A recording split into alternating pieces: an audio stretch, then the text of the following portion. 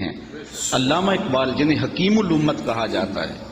حکیم الامت وہ ہوتا ہے جو امت کے مرض کی تشخیص بھی کرے پھر اس کی تدبیر بھی کرے. تو انہوں نے اس مرض، اس امت کے امراض کی تشخیص بھی کی اور اس کا علاج بھی بتایا. وہ اپنے ایک مکتوب میں لکھتے ہیں کہ نئی نسل کے سینے میں حضور کا پیار منتقل کرنے کے لیے آپ کو 3 کام کرنے ہوں گے. مختصر وقت میں یہ 3 باتیں آپ کے سامنے رکھنی ہے. اگر وقت 2 لمحے بچ گیا تو ایک بات اپنی جانب سے اور میری گفتگو اختتام کو پہنچ جائے گی. اور یہ چیزیں ہم صبح سے ہی اس کو اپنے عمل میں لا کر کے اپنی نسل کی تربیت کرنے میں لگ سکتے ہیں. تو اقبال کہتے ہیں کہ نئی نسل کے سینے میں حضور کا پیار منتقل کرنے کے لیے 3 کام کرنے ہوں گے. سب سے پہلا کام، ان کو کثرت کے ساتھ حضور پہ درود پڑھنا سکھاؤ. کیونکہ اس کا لازمی نتیجہ یہ ہے کہ حضور کے درود کے نتیجے میں دلوں میں حضور کا پیار پیدا ہوگا. درود طبیعتوں کو نکھارتا ہے. اور ایک بات بتاؤں، درود شریف طبیعتوں میں تقدس پیدا کرتا ہے. اگر کسی کو یہ خوف ہو کہ میری اولاد غلط ہاتھوں میں چلی نہ جائے اور ان کی عصمت کا جوہر کہیں برباد نہ ہو جائے، کہیں ان کی نظر کا تقدس نہ لٹ جائے، تو وہ اپنی اولاد کو کثرت سے حضور پہ درود پڑھنے کی ترغیب دے. اولاد کو پاک دامنی نصیب رہے گی. درود کا یہ فائدہ بھی ہے کہ طبیعتوں کے اکھڑ پن کو دور کرتا ہے. اگر آپ کو یہ پریشانی ہو کہ اولاد اکھڑ مزاج ہے، بات مانتی نہیں ہے، طبیعت میں سختی ہے، تو ان کو بطور وظیفہ درود کی تسبیح دیں. آپ ہفتوں اشروں میں دیکھیں گے ان کی طبیعت میں لطافت آ گئی ہے. درود پڑھنے والے کو اللہ ذہانت کی دولت سے بھی مالا مال کرتا ہے. درود پڑھنے کا سب سے بڑا فائدہ یہ ہے کہ رسول کریم نے ارشاد فرمایا، قیامت کے دن میرے سب سے نیڑے وہ ہوگا جو کثرت کے ساتھ میرے اوپر درود پڑھنے والا ہوگا. ایک اور بات بھی عرض کرنا چاہتا ہوں. آج 72-73 فرقے ایک بندے کو کھینچ رہے ہیں اور ہر بندے کے لبوں پر قرآن و حدیث کی بولی ہے. عام آدمی پریشان ہو جاتا ہے کہ جاؤں تو کدھر جاؤں. ہر بندہ تحقیق کرنے بیٹھ جائے اور ان 72-73 فرقوں میں سچائی پہ کون ہے اس کو تلاش کرنے لگ جائے تو وہ باقی امور زندگی کیسے بجا لائے گا. تو کیا سادہ سا نسخہ ہے کہ ہم حق کو پہچانیں. 72-73 آدمی ایک بندے کو کھینچ رہے ہوں تو اس کا تو دماغ خراب ہو جاتا ہے. کبھی آپ نے دیکھا ہو لاری اڈے پہ جو کنڈکٹر حال کرتے ہیں پاکستان میں سواری کا، ایک سامان اچک کے لے گیا، دوسرے نے بچے کو پکڑا اور اپنی جانب کھینچ رہا ہے، تیسرا بڑھیا کو بازو سے پکڑ کے اپنی بس میں لے جا رہا ہے. تو بعض عورتیں غصے میں آ جاتی ہیں، پائیا سا کتے بھی نہیں جانا. حالانکہ کہیں تو جانا ہوتا ہے نا، لیکن وہ اس قدر کو ادھر کھینچ رہا ہے، کوئی بچہ ادھر لے گئے ہیں، سامان ادھر جا رہا ہے. تو 70-72 لوگ ایک بندے کو کھینچ رہے ہیں، وہ جائے تو کدھر جائے. یہ بات امام زین العابدین سے اس زمانے میں کسی نے پوچھی، حضرت جب اتنے فرق و ترک ہو جائیں گے تو میرے لیے کیا پہچان ہے حق کی. تو امام زین العابدین نے فرمایا، جو اہل السنہ ہوں گے وہی اہل حق ہوں گے. تو سائل بڑا سیانہ تھا، دور اندیش بھی تھا. اس نے کہا کہ بہت سارے لوگ اسی ٹائٹل کے ساتھ موجود ہوں تو اس میں پھر اصلی سنی کی پہچان کیا ہوگی. تو سنو امام زین العابدین نے کیا فرمایا. فرمانے لگے، من علامات اہل سنہ کثرت الصلاۃ علی رسول اللہ. نشانی میں بتا دیتا ہوں، کثرت سے حضور پہ درود پڑھنے والے ہوں گے. اب کوئی خیر سے ہمیں درودیہ ہونے کا تانا دے، ہمارے لیے یہ تمغہ امتیاز ہے. میں کہتا ہوں ہم بارودیے نہیں، ہم درودیے ہیں. یہ ہمارے لیے اعزاز ہے، یہ ہمارے لیے افتخار ہے کہ ہم حضور پہ درود پڑھنے والے ہیں. تو کثرت سے درود پڑھو تو اس کا فائدہ یہ ہوگا کہ آپ کو حق ہاتھ میں آ جائے گا.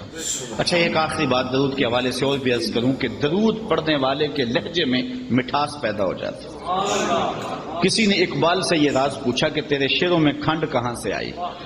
غالب اقبال سے بڑا شاعر اہل نقد مانتے ہیں، لیکن جو عزت اقبال کو ملی علیہ رحمہ کو وہ غالب کا مقدر نہیں ہو سکتی.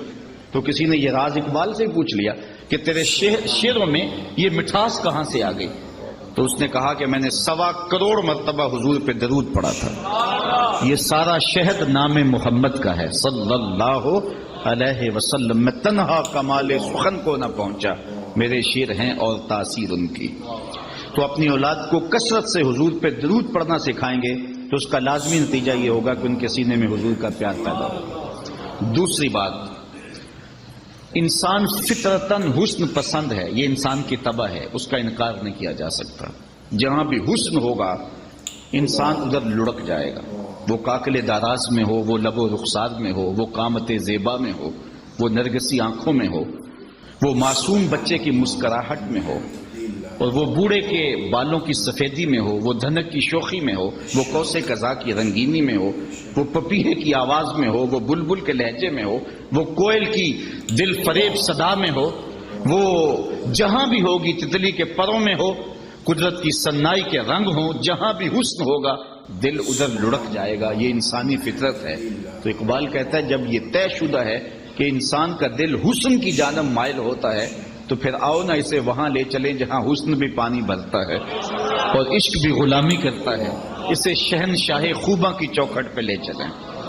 اس عنوان سے صرف ایک حدیث آپ کے سامنے عرض کر کے آگے عرض کروں گا۔ حضرت ابو طفیل صحابہ میں سب سے آخر میں انتقال کیا ہے، حج کا موسم تھا، لوگوں کا ہجوم تھا، یہ ایک اونچے ٹیلے پہ کھڑے ہو گئے اور لوگوں سے مخاطبہ کرتے ہوئے کہا، لوگوں اس وقت روئے زمین پہ میرے علاوہ کوئی نہیں جس نے حضور کو دیکھا ہے، آؤ مجھ سے حضور کی باتیں سنو۔ اللہ اکبر، اس بات پہ ناز ہے۔ ہمارے استاد تھے محمد علی حاشر صاحب، وہ بڑے فخر سے کہتے تھے میں مولانا ظفر علی خان کا مصحاب رہا ہوں۔ مولانا کا اخبار چھپتا تھا زمیندار، تو اس کی شاہ سرخیاں لکھتے تھے، تو بڑے ناز سے کہتے، کمال درجے کے کاتب تھے۔ میں اقبال کی صحبتوں میں بیٹھتا رہا ہوں، میں نے داغ دہلوی کو دیکھا ہے۔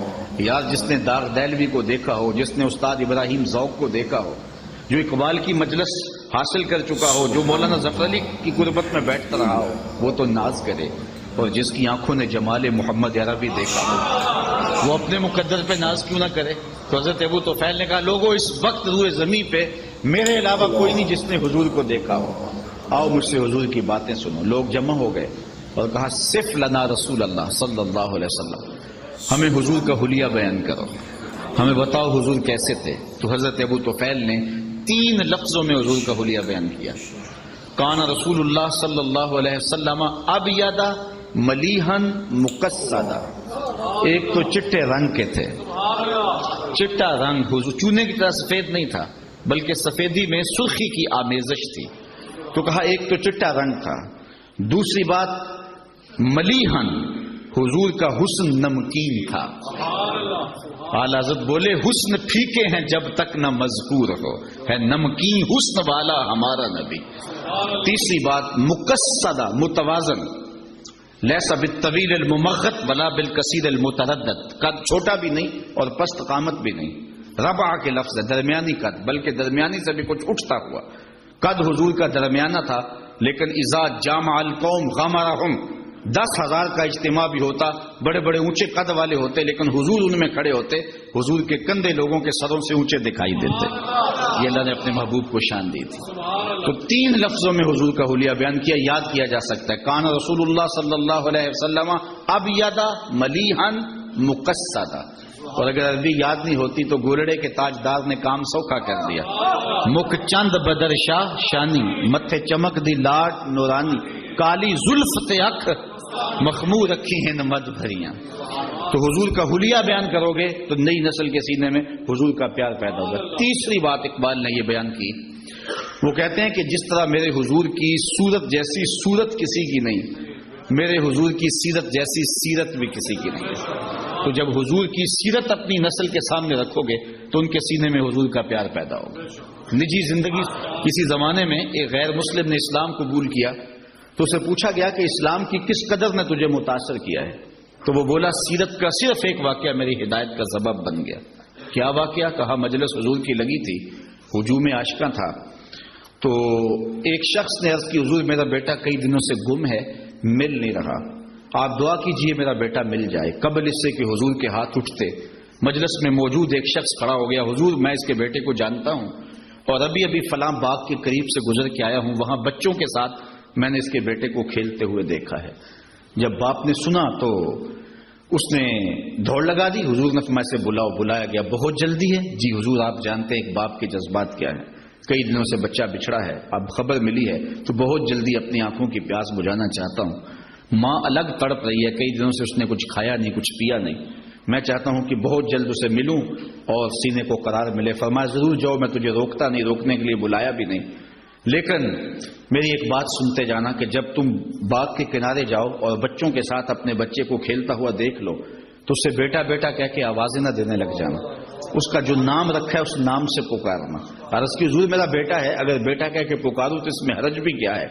فرمایا تم کئی دنوں سے بچھڑے ہو، تمہارے لہجے میں بلا کا رس ہوگا، اور تم نہیں جانتے، ہو سکتا ہے کھیلنے والوں میں کوئی یتیم بھی کھیل رہا ہو، اور جب تم اپنے بیٹے کو بیٹا کہہ کے پکارو گے تو یتیم کا دل چھریاں اس پہ چلے گی، آج میرا باپ ہوتا تو مجھے بھی بیٹا کہہ کے پکارتا۔ کہا یہ شوق گھر جا کے پورا کر لے۔